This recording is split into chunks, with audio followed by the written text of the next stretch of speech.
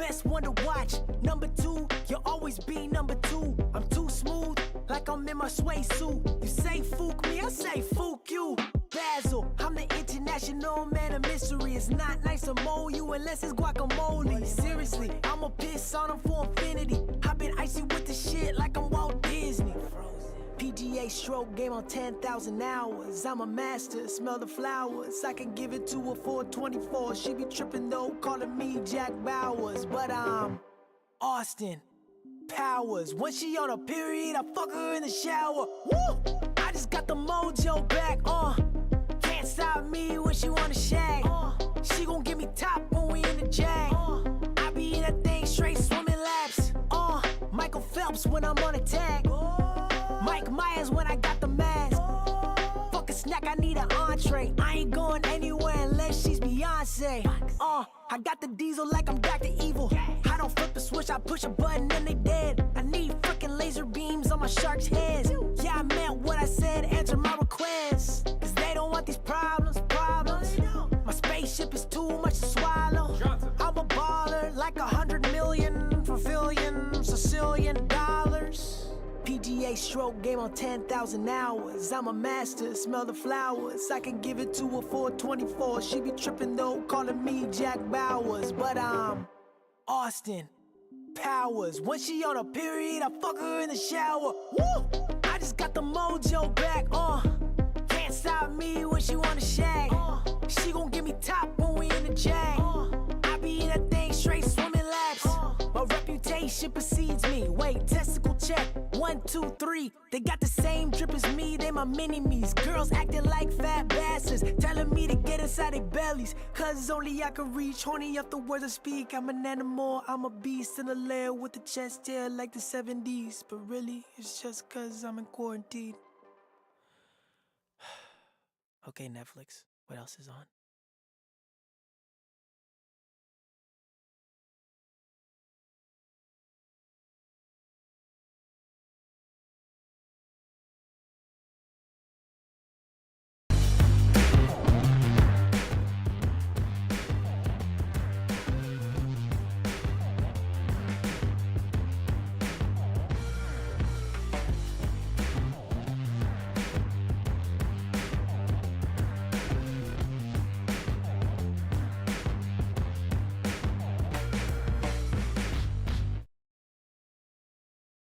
Welcome to WYCD Wicked. That stands for What You Can Do.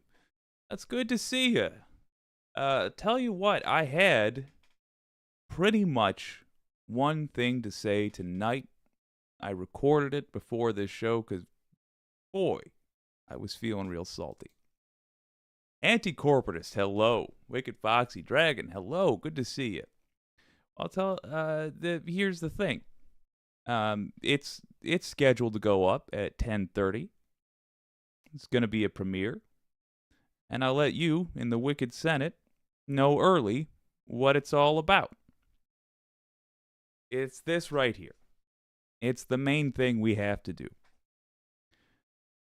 We can no longer permit the willfully ignorant and the intentionally cruel in our company any longer.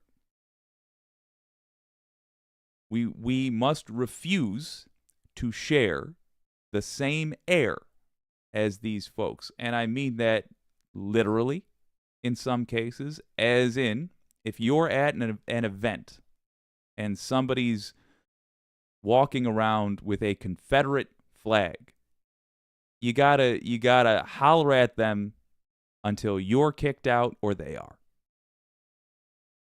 But more effectively, frankly, because you have, sometimes there's places where you must be there. We need to insist on this on our airwaves. And so the what you can do for tonight, the only thing I want you worrying about is canceling your television provider if they carry Fox News. Fox, the network, at all. If they carry Fox, you cancel them. because there is no entertainment that your television provider can provide that's worth the harm that Fox does. I go into why. I lay out the best case I can. But it bears repeating, and we'll watch the premiere together. But I tell you, it's that. So I'm going to say it here now, and it will be reiterated when the video goes up at 10:30 Eastern. Call your cable provider if you have one, and cancel it if they carry Fox in any way. Then go on social media and insist that your friends and family do the same. Don't ask, insist. Make it a big deal. It's not enough to just not watch them. You cannot subsidize this any longer. They lied about a coup, folks. They lied about a coup. Then they were up there yesterday. I don't know if you saw that, Chiron, but they had a lower third saying, calling Biden a wannabe dictator. That simply isn't true. It's not true. You know it's not true already. But what are you going to do about it? A good person, what are you going to do about it? If it's nothing, well, gosh, we heard about this before, didn't we? What happens when good people do nothing? Do not fund this network in any way. It's a terrorist creation machine. Refuse to fund it. What I'd like you to do, because I know by one of my great actually points of pride is that you folks watch a lot of influential lefties. Go around to every place you can and insist that others do the same. Our television providers can either have the people that are willing to watch Fox or normal people, but not both, not any longer. All kinds of other stuff we're going to talk about today. That is the main thing I would like you to do. That's the main thing I'm asking you to do. I'm begging you. Do the same with everybody in your life that loves you enough to sit through an awkward conversation. Insist they do the same. If you see them failing to do that, demand they explain themselves. And God help them if they watch Fox News. We cannot pretend any longer like that's an acceptable thing to say about yourself. That's like saying you watch old Hitler speeches for funsies. Oh, because he had some good ideas. No, it's simply not acceptable. At this point, we don't need more information about Fox. Frankly, we didn't need any more after their support of the Iraq War.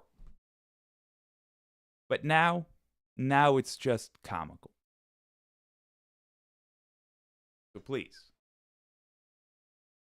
cancel your cable provider if they carry Fox at all. You don't need that. And whatever they're providing, if you can't steal it elsewhere, it's just not worth supporting this hate machine anymore. However, this is still a live show. This is still a show where we look at other pieces of media.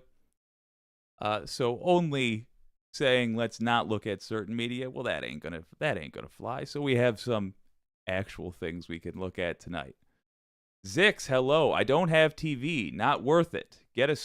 I get a stream during NFL season, but after the SB, Super Bowl, I cancel. Makes sense. Yes. The anti-corporatist. Yeah, I haven't had TV in years. and Voster's live too. All right. Hey, Golden Knights won the Stanley Cup last night.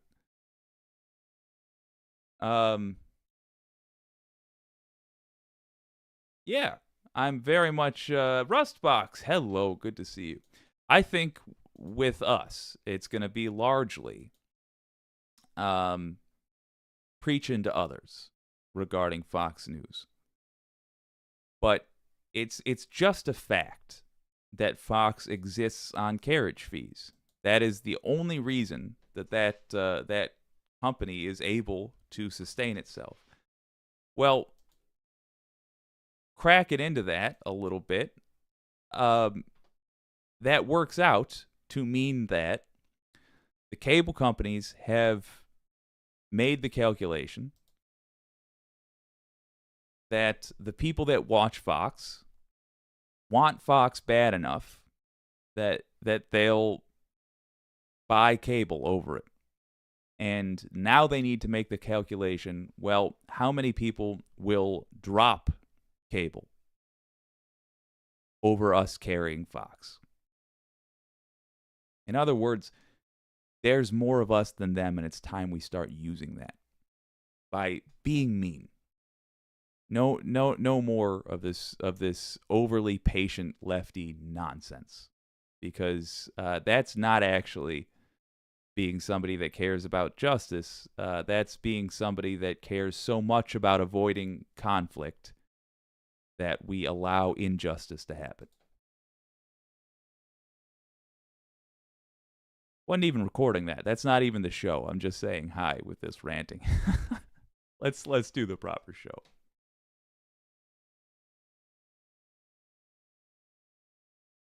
I saw something earlier today that I wanted to watch first with y'all. First of all, if you're just joining us, if you're watching the VOD, the issue of the day: if your cable provider carries Fox, cancel them and tell them why. We will not share our company. We will not share our business with this filth anymore. So I'm going to say, there's already a video up about that. Go check it out. In the meantime, good news for the people that are only getting their news through television, because finally it would appear that they're catching up to how all this works. Specifically, I'm talking about the fact that they've made a note now of the fact that right-wingers, those who support Republicans, Republican candidates, and most importantly, Trump, are unable to address the facts of his criminality. They're only able to do whataboutism. So let's watch the slowest kids in the race on the left, if you even call it. They're not really on the left, but the slowest kids on MSNBC catch up with the pack.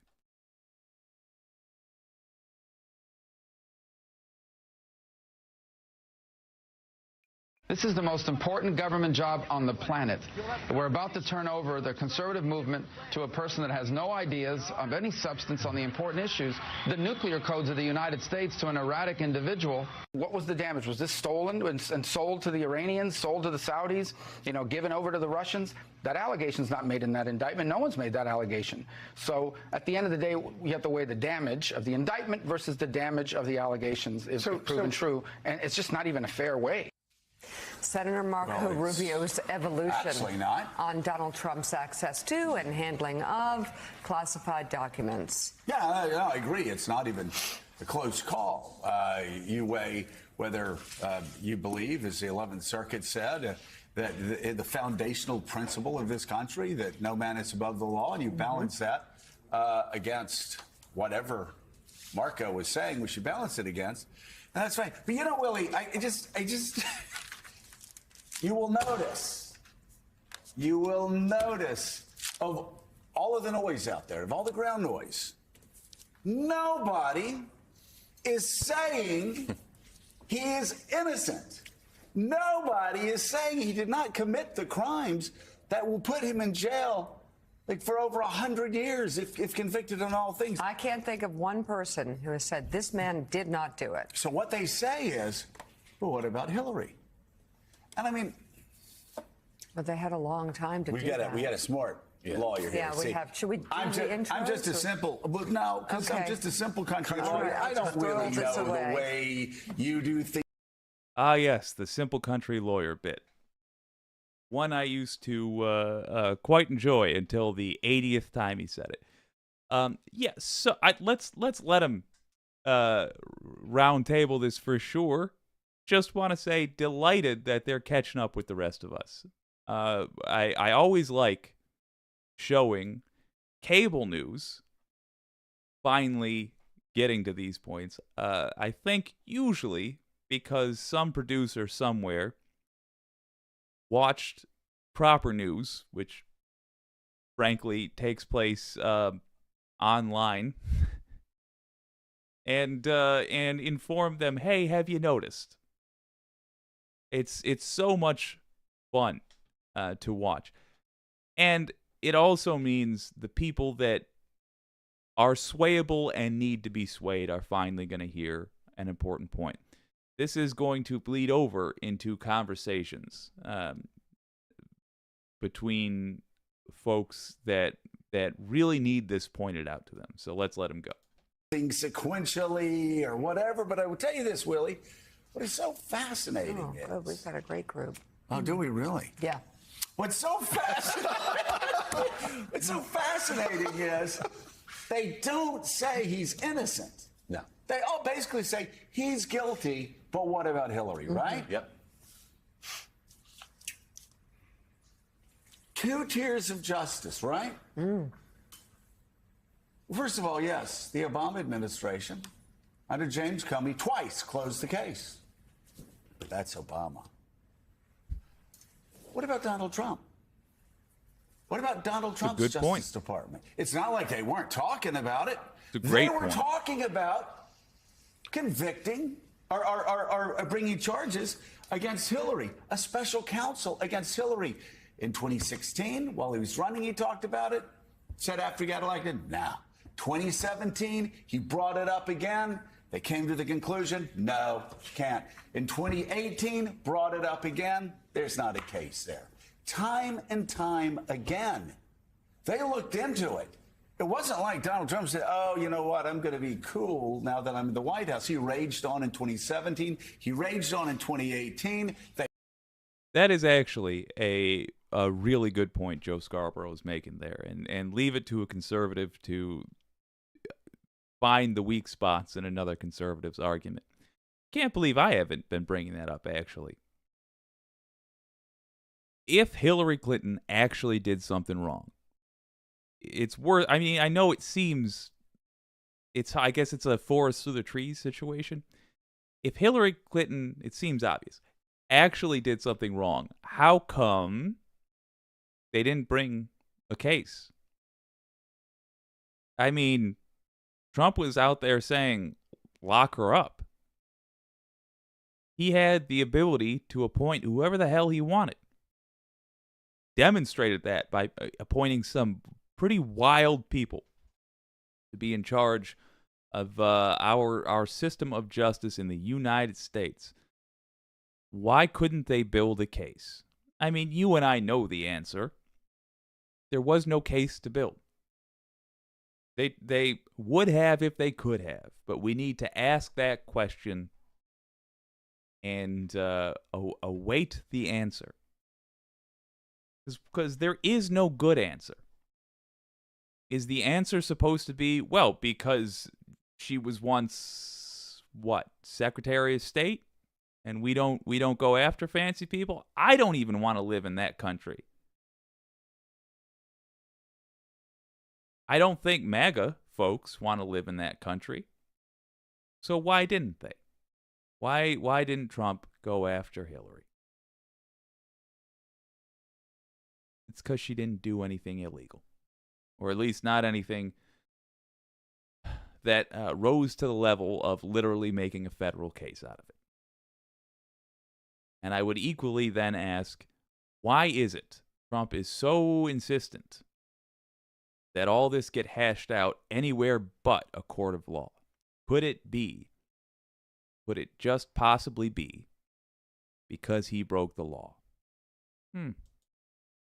They looked at it. His legal counsel said there's nothing there. So when these people say 2 tiers of justice and you're going after Donald Trump, they need to turn the mirror back on themselves, because it was the Trump DOJ that said no charges should be brought against Hillary for the same reason that Comey said it at the end.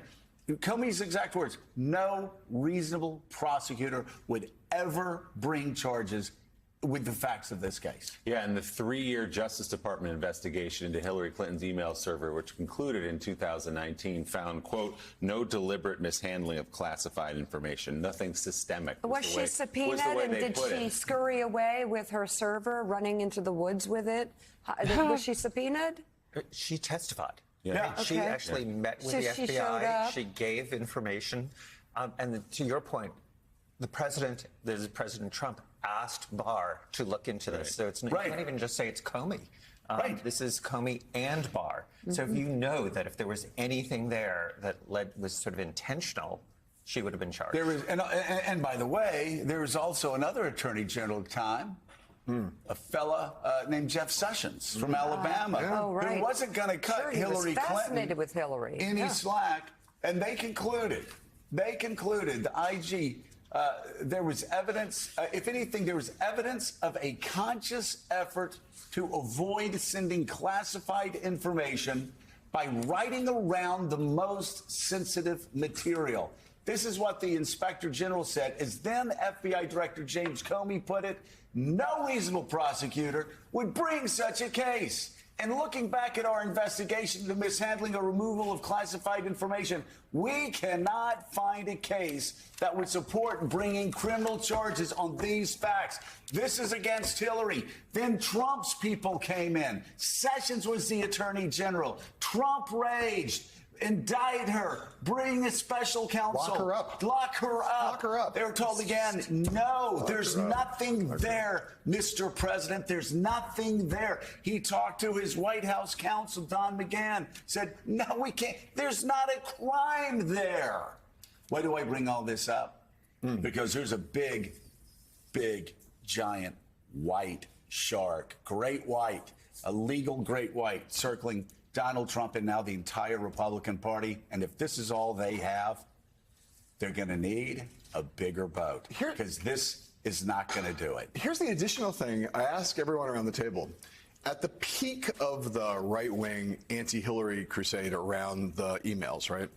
Can anybody here remember what it was that the most dramatic piece of classified material that she was supposed to have mishandled was? Nobody can, because it was all about volume. By the way, they can't even. They remember they were trying to figure out. Wait, is that C? What does that stand for? They couldn't even figure out. They get the classified Joe's doing a markings Cockney wrong. Yes, and so you had Trump always talking about the volume. There's 30,000 emails that we can't account for, but there was never anything where, even in the fever swamps, they never said anything like, "Hey, you know what Hillary did? Was up in Chappaqua, she shared with somebody the American plan for an invasion of Iran, Our nuclear secrets, or nuclear secrets." It's just even in their most crazed conspiracy theory.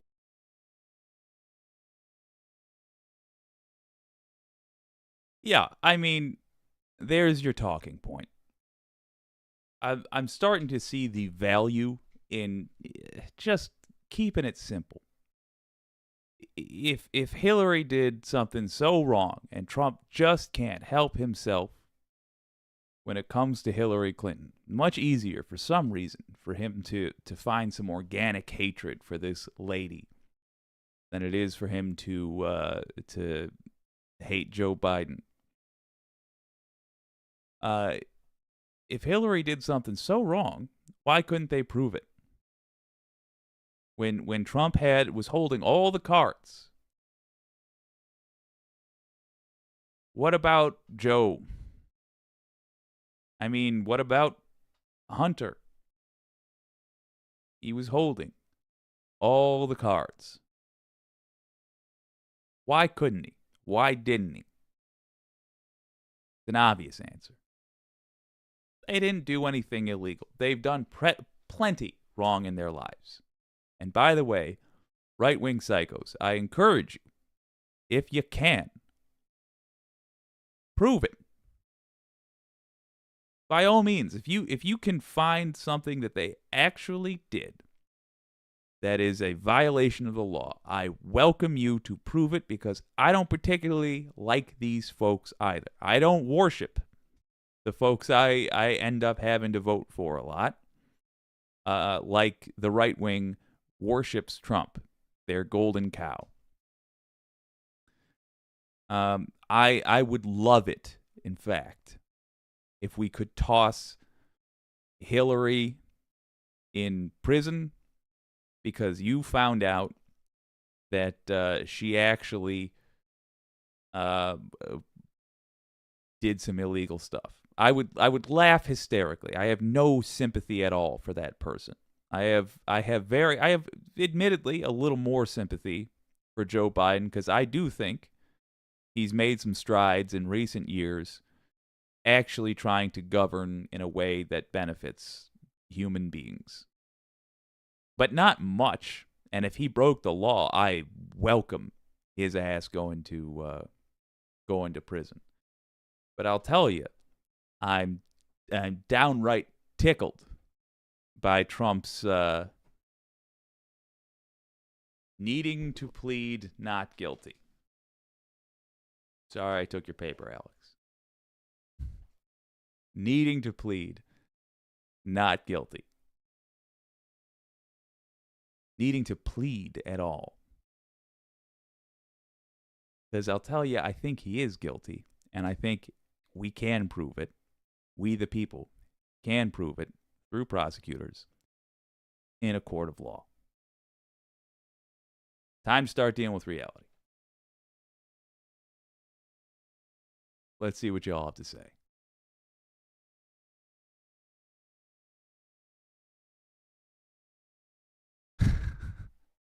Zix, Morning Joe is the MSNBC I don't watch. I like Mika, but Joe is annoying and interrupts like any Repub. Yeah, Joe Scarborough annoys me a great deal. Oh my God, Zix, I grew up in Chappaqua from 3rd grade through high school. Get out of town. That's cool, man. What are the odds? No, we weren't wealthy. Dad worked 2 jobs so we could live there. Good Lord. It had one of the best school systems in the country at the time, and that was my folks' focus. Your folks sound like they are really good parents. Tell them I said kudos. Robin Sapidra. Hey, you got to tell me how to say your name, by the way, because I definitely got it wrong. Good evening to you, sir. Good to see you. Anti-corporatist. Oh, I thought they meant Trump. Haha. I just emailed you a thing. The 8th or so segment tells the origin of the myths about Irish being slaves first and Africans enslaving Africans, a talking point that I have heard. Okay, interesting. Interesting. I'll have a look. It is very hard for me to check this stuff live. It's getting easier, actually, but I'm not yet confident enough that I can do it on the fly like that. Although I'll take a whack on Friday Peace Talks.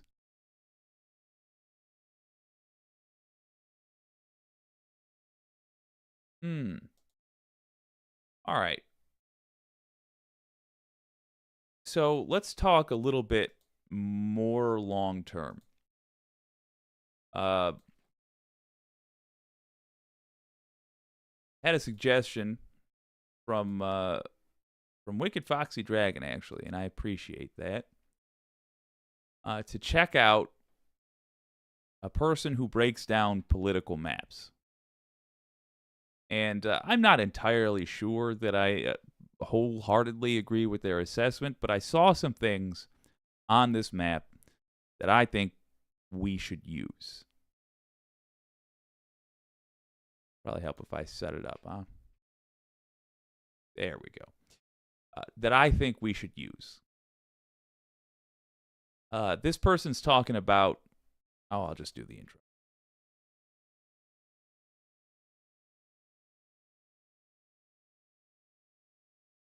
Appreciate the suggestion from Wicked Foxy Dragon. This is... Oh, let me get the channel name. This is Let's Talk Elections. And they're one of those folks that breaks down electoral maps. And that's going to be incredibly useful for us to, a palette for us to draw from while we talk strategy and getting things, getting our efforts most efficiently used going forwards. And their point of discussion in this video, of which we're going to watch a portion, is that there seems to be a firewall, so to speak, of Midwestern states that Democrats have on lockdown, or on lock, or whatever you call it. Democrats have secured, it would appear, that is going to make sure we don't suffer a loss in 2024. But remember, our strategy is more ambitious than that over here at WYCD in the Wicked community. Our strategy is not just to prevent a loss, it's to fix the harm that's been done, and that is done by getting a massive win. So, well, Let's Talk Elections is going to be looking at that firewall. I want to bring up what I see there, which is an opportunity for us to get a massive win, and where I think we should be focusing a lot of our efforts. Check it out. They still win elections. You can see it in 2022 when Democrats won in Wisconsin, Michigan, Pennsylvania, and Arizona in the governor election, or when they won in a number of states in the Senate election, when they won in Georgia, a swing state, when they won in Pennsylvania, flipped it blue, Arizona, Colorado, New Hampshire, Nevada. Those election results tell us that given the circumstances of the parties right now, given the style of candidates that Republicans run, Democrats do well. Which means in 2024, this is not only the baseline, but you can add in a few states. Because given that we are really... Just to clarify, a moment ago, he was talking about how Michigan and Wisconsin are likely blue leaning in 2024 based on the reaction to the MAGA-style candidate that we keep seeing win in GOP primaries. My first, I don't even know if it's an objection, but I'm not sure that style of candidate is still going to be popular, truly, by the time the primaries roll around in 24. Trump is in the middle of a spectacular decline right now. He's not even in the middle. He's in the beginning of a spectacular decline right now. We just had the first proper charges get leveled against the guy. We saw the sort of people that went out to support him, and they looked like crazies. And it's getting, most effectively of all that I've seen so far, it's getting embarrassing to be a Trump supporter because you're in gross company, So I'm not sure that it's a given that we're going to have only unreasonable Republicans to run against. On the other hand, it's going to be real hard to wash the stink of MAGA out of that party. And I suggest that, in fact, they will be unable to ever again. You will never, ever, ever, ever again have it even be a possibility that a majority of millennials or a majority of Gen Z will vote for Republicans. And they are just going to grow as a percentage of the voting populace. So I do believe, truly, this is the end of the Republican Party. Thank God. But obviously, the question is, even if that turns out to be right, it may not be. But even if it turns out to be right, is it a soon enough end? It's going to take some doing. We need to make sure that it happens quickly. Okay, let's get to the point he's making here. ramping up for a Trump versus Biden rematch. You can see it in all of the mainstream polling. You can see it in all of the mainstream punditry. You can see it in the mainstream, overall results that we've seen from CPAC polls, from internal polls, whatever it might be. You are finding that Democrats opt for Biden and Republicans opt for Trump. And that is the rematch. That is the environment that we are building back up. And should that be the result, the firewall expands not only from 231, but to include Georgia and Arizona. Okay, so he was saying the 231 is if it's just generic Democrats versus what is the current generic Republicans. Let me say this. I don't think we should be looking at this. We shouldn't be talking about this, I guess I should say, as Trump versus Biden. When we are talking to other people, particularly when we are talking to other people that are likely Democrat voters, we need to make it crystal clear this is red versus blue. That is what we are talking about. This is Republican versus Democrat. For a number of reasons. Number one, I don't want my political views represented in the form of Joe Biden. He doesn't represent them. And so when I'm making a case for what I believe and what I think we should do, it frankly wouldn't even be true to say that Joe Biden is that. Joe Biden is the embodiment of that. He's not. Joe Biden is just the person I think we can push the easiest.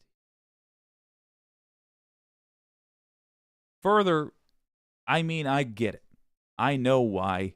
I understand. It really seems like Trump is the boss battle.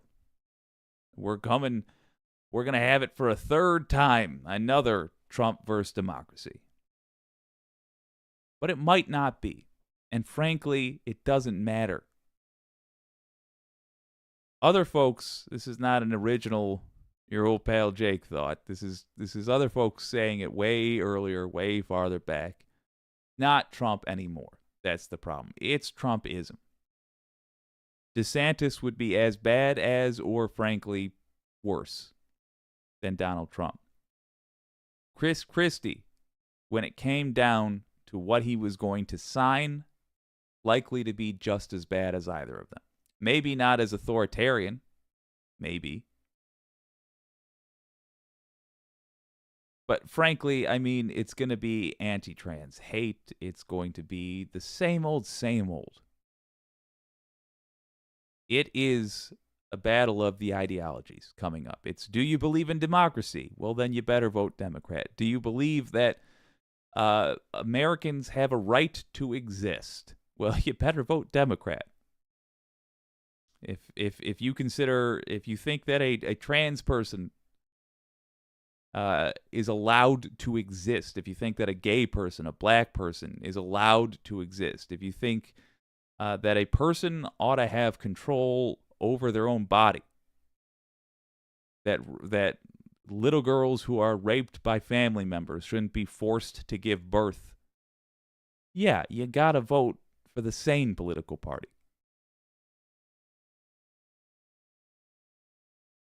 I think that's what we need to focus the conversation on. And I think when you're talking with other people about the upcoming election, make it clear that that is what we're talking about. This is not a slugfest between two old men. If it was, well, our old man already won. It's bigger than that.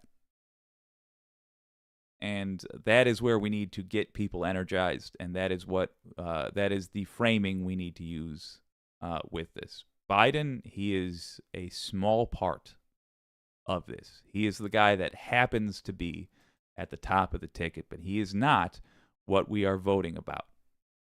Just like we didn't vote for Biden in 2020, we voted against Trump, and frankly, Trumpism. That's what we are talking about now. Now, this might be something that people, really, really do disagree with. And I think there are a couple of arguments that I would make to it. For one, the style of candidate that won in Arizona and Georgia as a Republican are those similar to Brian Kemp.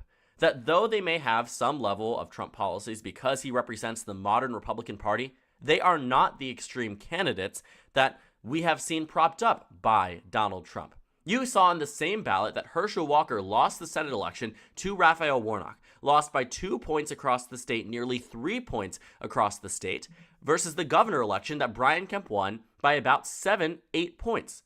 This result here, this 7.5% victory for Brian Kemp, again, was on the same ballot that gave Raphael Warnock the plurality of the vote and sent it to a runoff election, and the Democrats won big. Bigger than they did in 2021. What we saw here was that because Donald Trump had influence over the race, because he nominated a candidate that was not seen as moderate, but rather extreme, it pushed away a lot of voters from voting for them. The same case in Arizona. What we saw here was that Kari Lake lost the governor election. The Senate election went to Mark Kelly by 5 points. This is a swing state for crying out loud. And Katie Hobbs, as much as she did well in this election, did not have a perfect campaign. She was criticized by many for having one of the weaker Democratic campaigns across the nation, including swing states, taken into account.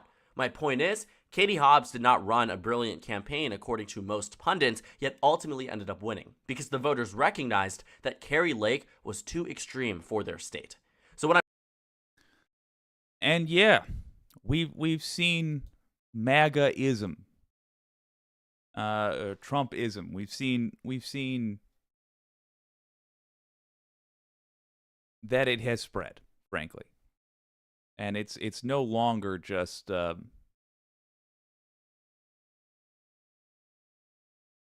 one person acting astonishingly bad. But look at this. Look at Texas.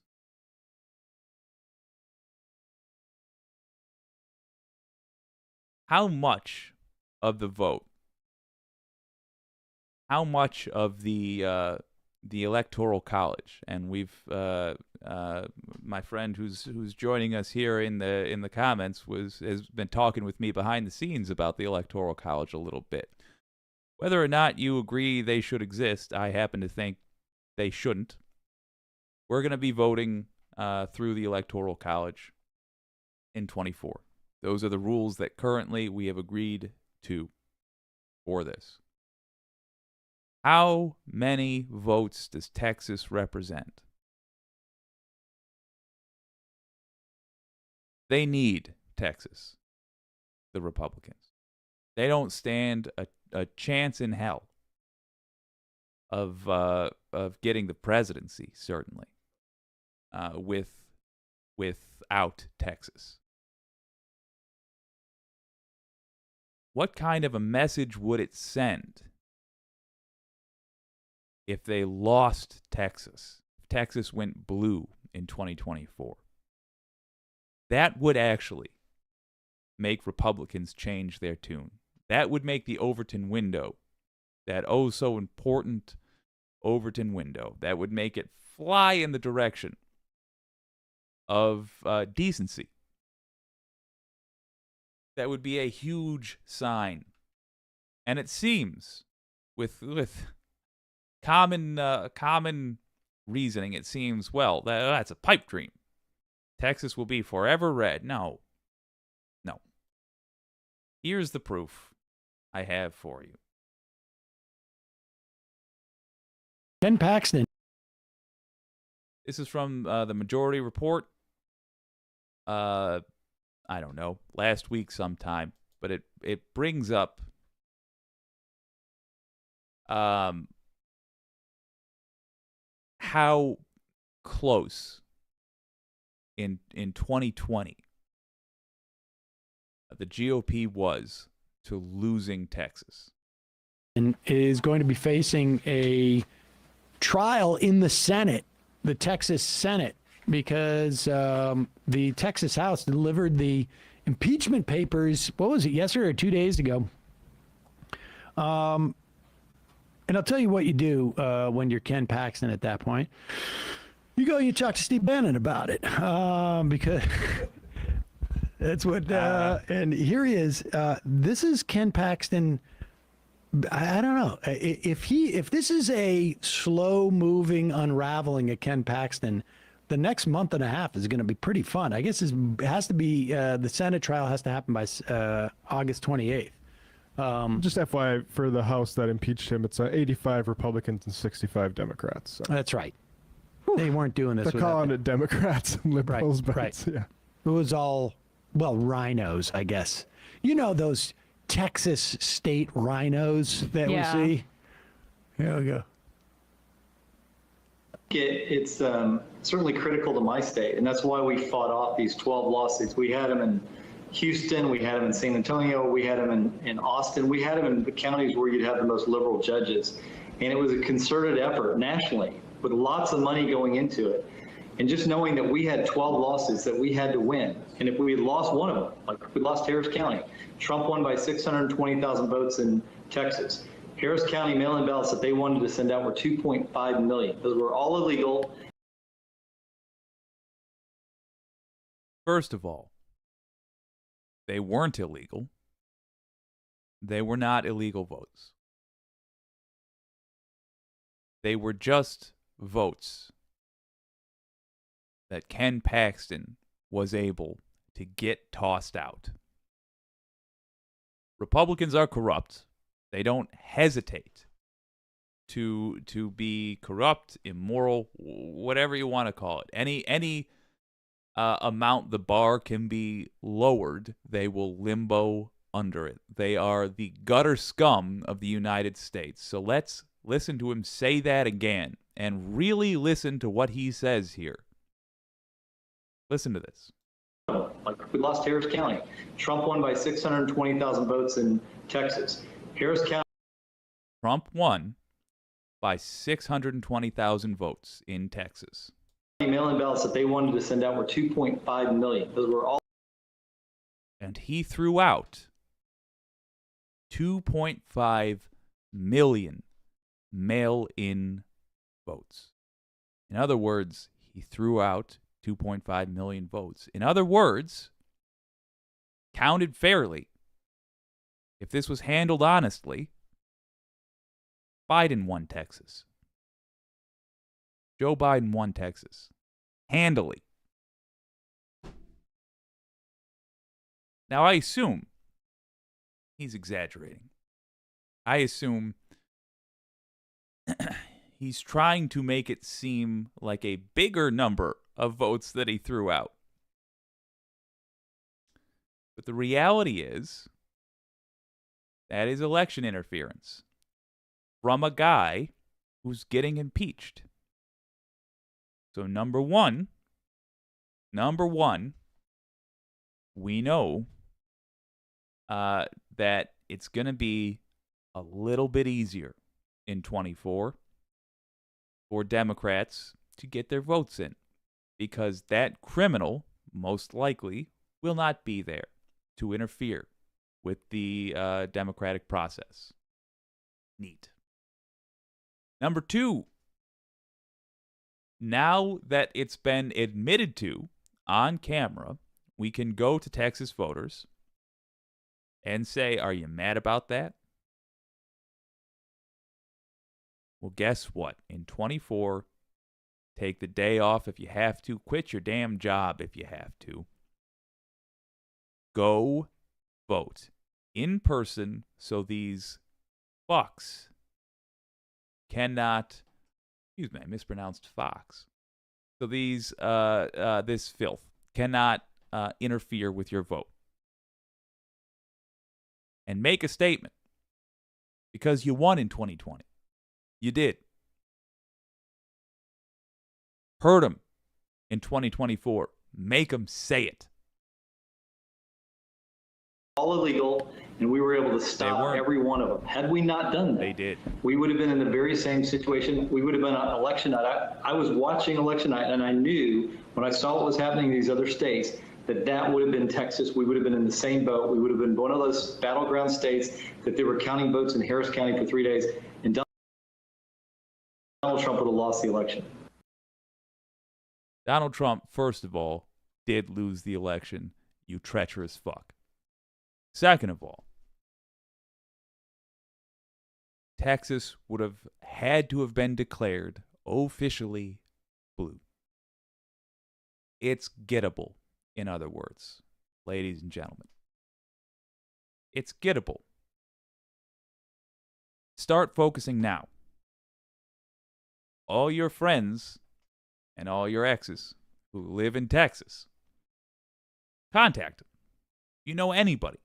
You have the opportunity to talk to anybody. First and foremost, make sure the energy is there. Hell, let's talk about this on the other side. Make sure the energy is there. Don't let them get depressed and think, oh, this is unwinnable. I just don't want to be involved because I'm sick of losing. Don't.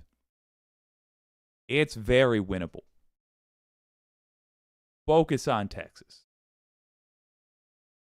For the broader conversation, when you're talking to folks from outside of Texas, make sure that the conversation we're having is Democrats versus anti-democracy folks. It's Democrats versus MAGA. That's what it is. The GOP is just MAGA in polite language. That's it. Make that crystal clear. But when it comes down to the actual strategy, when it comes down to you and I sitting here planning, how are we going to win? Donate to the Texas Democratic Party. Donate to progressive organizations in Texas if you're going to donate at all. You want to know where your dollars are best spent? There's a great place to do it. Support, volunteer for Texas Democrat candidates. And most importantly, tell folks that you know in Texas, this is doable. Give them the energy to get out there in 2024 and win this thing. Because putting an epic whooping on Republicans might just mean it's the end of this criminal party once and for all. Let's see what y'all have to say.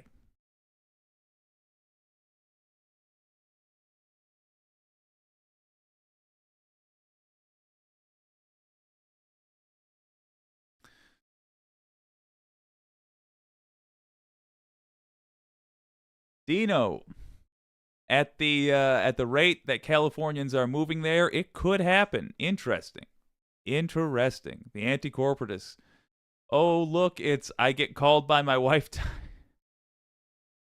I get called by my wife time. Hey, she's sick. What do you? I mean, that's her way of dealing with it. Irabin Sapidra says, a larger question, why do we still need the Electoral College? We can track a penny across 16 countries in 4 hours, but we can't count an individual's vote? We don't still need the Electoral College. We don't need it anymore, and we should get rid of it, as a matter of fact. I think you're quite correct there. I think, though, or rather I know, we don't get rid of it unless we have a blue House, blue Senate, and a blue White House. We need total control over all three branches of government. We need overwhelming control. We need to be able to ensure that 2/3 of states will vote for a constitutional amendment. We need to we need 2/3 of Congress to vote for a constitutional amendment. We need a tremendous amount of influence. That not only means, and I'm not disagreeing with you here, I'm just telling you what the prescription is to do this. It not only means that we need Democrats in power, but we need them to have absolutely no excuses, and then we need to pressure them. So our work is cut out for us, and the only way to get rid of the Electoral College is to thoroughly win it. Zix.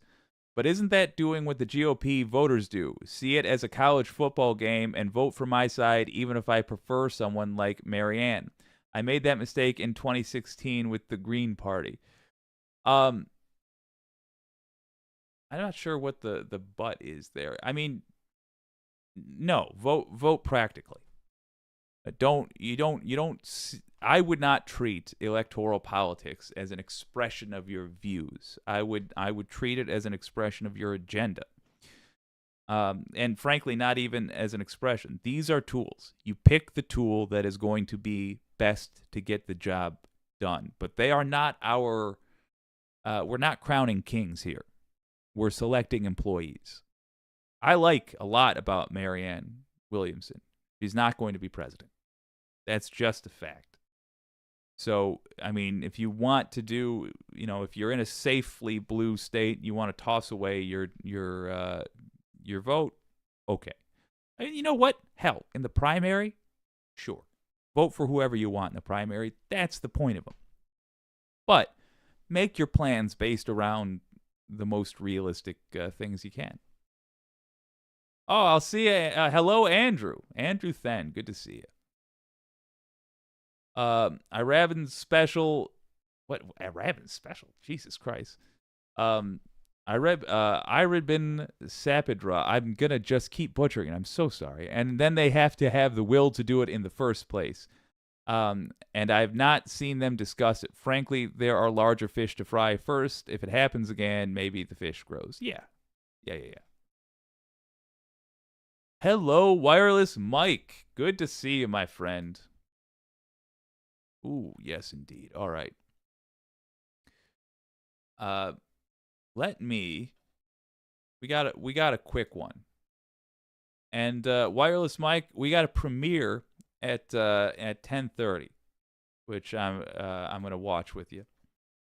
And all of this that we're doing now, this is funsies. This is useful. We're talking strategy for 2024.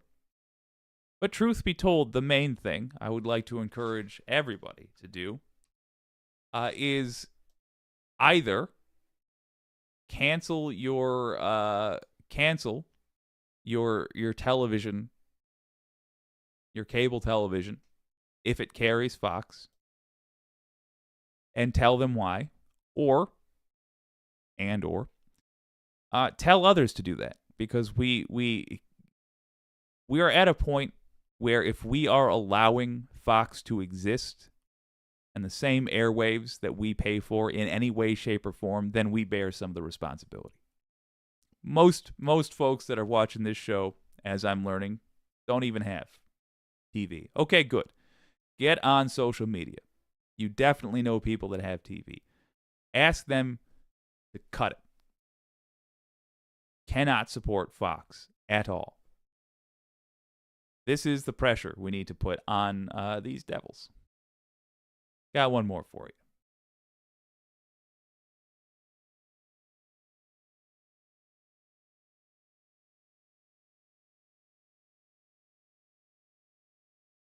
As long as we're talking Majority Report, as long as we're talking electoral politics, including the Electoral College, thought I'd bring up an interesting hypothetical. Would we be supporting democracy so hard if it didn't favor us?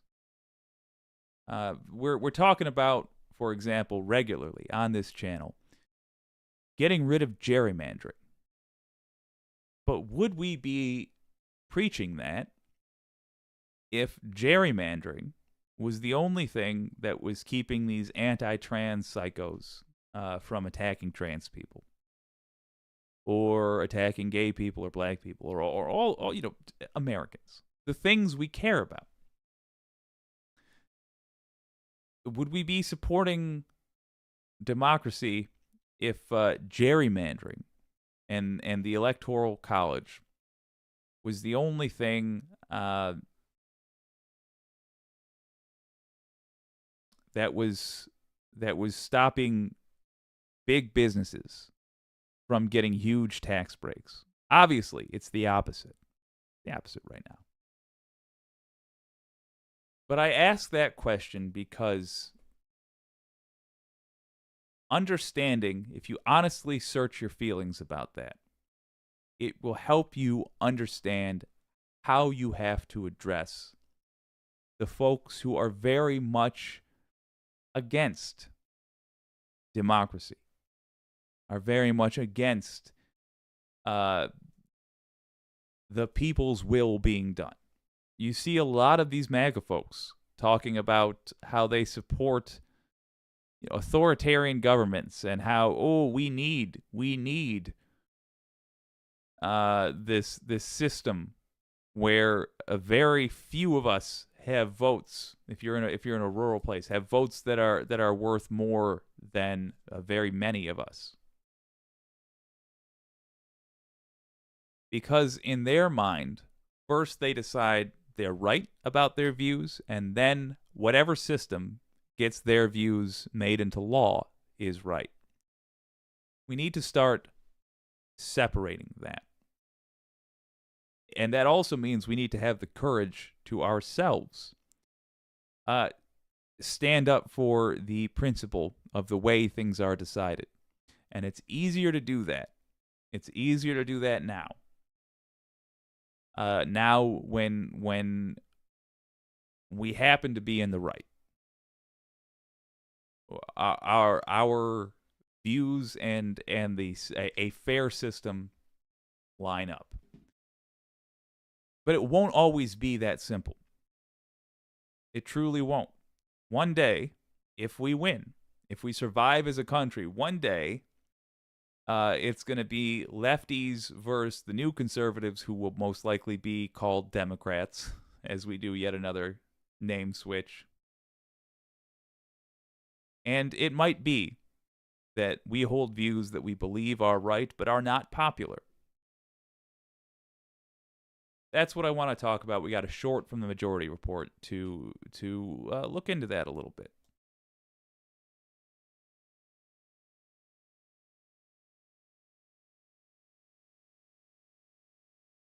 Had every reason to be confident in democracy in the 1980s because, the democratic process was working for them. It was electing Republicans by overwhelming margin. And what has happened now, in 7 of the last 8 presidential elections, the Democratic candidate has won the popular vote. If it wasn't for Senate malapportionment, Republicans wouldn't have controlled the United States Senate since the late 1990s. So the Republican Party right now knows it can't win through the democratic process. It has no reason to be confident in its own ability to pull together a political majority. And when you have a political movement that knows that it cannot win through the democratic process, that party basically has 2 choices. Either it can change its views and try to, say something popular and win that way, or it can say, we're going to look for ways to bypass the democratic system. And, the easiest way to bypass the democratic system in the United States is the Supreme Court. Republicans had every reason to be confident in democracy in the 1980s because, Here's a somewhat rare thing. I disagree with that guess. There's 3 options. Go over the options that the guest said. Number 1, change your views. Number 2, go outside of democracy. What do you think the third option is? I'm going to ask you there. What do you think the third option is? It's what I so frequently ask you to do and try to practice here amongst friends. Sway people. Bring other people to your side. Make your ideas popular. Convince people.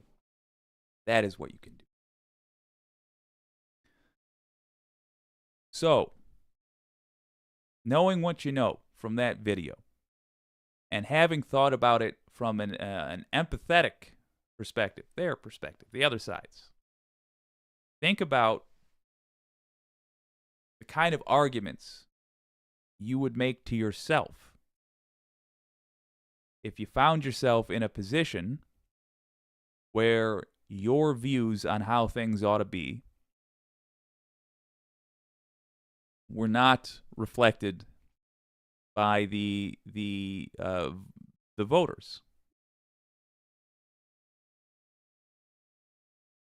I think if you sit down and you're honest with yourself, you will arrive at the conclusion that even if the voters end up choosing wrong, if you truly do believe in the United States of America, then you fundamentally believe that the people have a right to decide for themselves how they ought to live, the laws we live under. That it should be what the most of us agree on, and we leave the door open to change those laws, those ways of existing, if we find that they are insufficient. Think about how you would talk to yourself and talk to Republicans that way. Because right now, they are choosing the worst of those three paths. Or in this case, as that guest was stating it, two paths. Either change their views or change the way things are decided. The Republicans right now are relying on the Supreme Court to force their views on others. And you know what? This is going to hurt to hear. Lefties did that in the past. Lefties didn't set the precedent for that, but we adopted that technique at one point. First, yes, the Supreme Court was basically designed by the sort of people that knew their views would not be popular. But at one point, when interracial marriage wasn't terribly popular in the United States, when black folks being free wasn't terribly popular in the United States, when Jim Crow laws were popular, lefties relied on the Supreme Court to force through decency. And then, living under those conditions turned out to be a very popular thing, and they gained in popularity. I'm not saying it was even wrong then. We used the tools we had, but we need to learn from these things, and we need to develop better ways of just getting things done. It can't always be a big fight. Yes, there will always be people with terrible ideas, sure. But the number one way we are going to be able to push forward, the number one way we're going to be able to build stuff together, is by both sides. God help me, I can't believe I'm saying that, but by both sides focusing more on swaying each other. And yes, taking the teeth out of the Supreme Court. I think long term, that is something we should be focused on.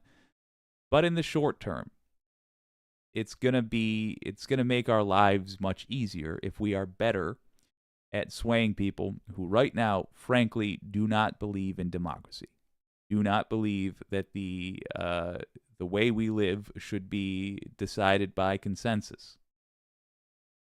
So think about how you would have convinced yourself that is the way we should be conducting ourselves, that we should not be relying on 9 elite robed individuals to decide how we're going to live our lives, and then address them that way. Address those people that you are going to be disagreeing with as though you were talking to yourself in another era.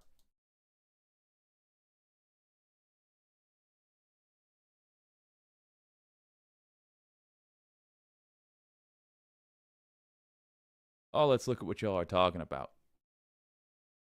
Dino, for one thing, I don't vote against my own best interests. That's fair. Teach your children well, says Jess Rush. Yes, indeed. Yes, indeed. Wireless Mike, changing hearts and minds. Absolutely. Mars Falcon, a purge. Oh, no, we gotta be the good guys. Dino, it's called having integrity. Yeah.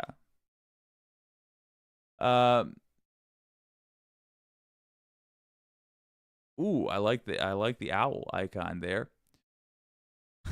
My father is a maggot, says Irabin Sapedra.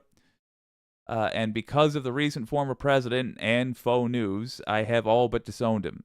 He is a genius, and I can't dissuade him nor sway him. I bet you can. One thing we're big on at this channel is coming at things from unexpected angles. I would use his intelligence against him. He's using his intelligence like a strong man pushing. He's using his intelligence to reinforce things he's already made up his mind on. Step to the side and push. Ask him questions.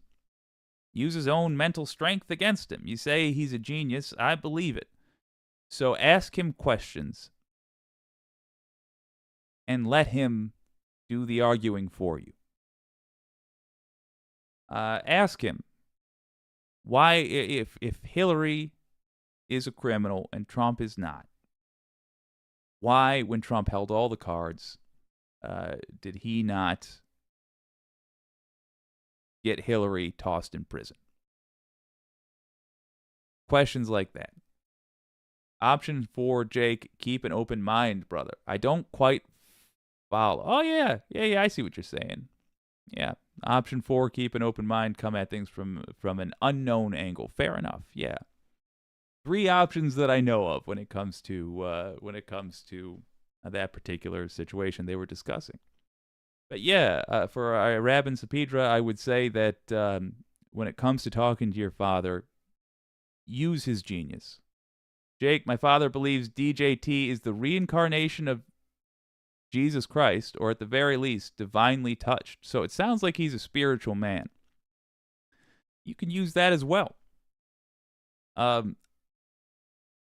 If you know the Bible, you know that they warn about false prophets, and I would get very familiar with the teachings there, and I might point him towards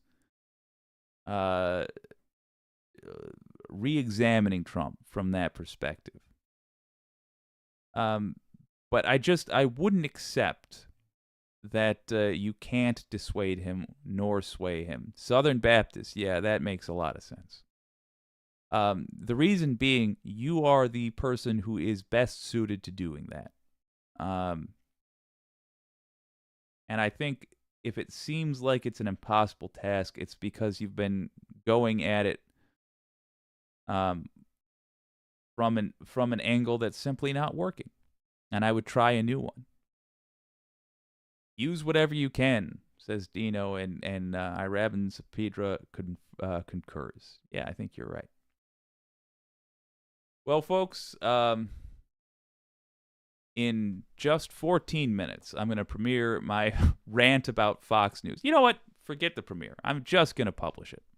Why make a big thing about it? Because this is a show and it's supposed to entertain. Fine, we'll premiere it. I'm going to premiere it at 10:30. We'll watch it together. Wireless Mike says, my family is Southern Baptist too. They are praying for Armageddon to come sooner, and I don't know how to change that. Yeah, I would approach it from this. Why is it you are praying for God to speed up his plan? What is it you like so little about the earth, about what the place God has made for you, that you want God to hurry along his plan? Where do you get the arrogance to do that? That is how I would address it. And I might also add that a Christian should believe, if they've been adhering to the Bible, that they're meant to be custodians of the earth. They're meant to keep things until Jesus is good and ready to come back. And if Jesus isn't ready yet, first of all, who are you to hurry him? Second of all, are you doing your job as a custodian by wrecking up the place? And maybe Jesus won't come back until you've demonstrated that you can be a proper custodian. That is what I would approach it as. Wireless Mike, when harvest officially ends, is a subject I know a lot about. Alas, we have time. And Just Rush says, yep. All right, folks. I'll see you at the premiere if you want to watch that. I would just stress one more time that really go around the internet this week and tell people to start ditching their cable if they've still got it, and if that cable company allows Fox to exist, because we cannot. This has been WYCD Wicked. That stands for What You Can Do.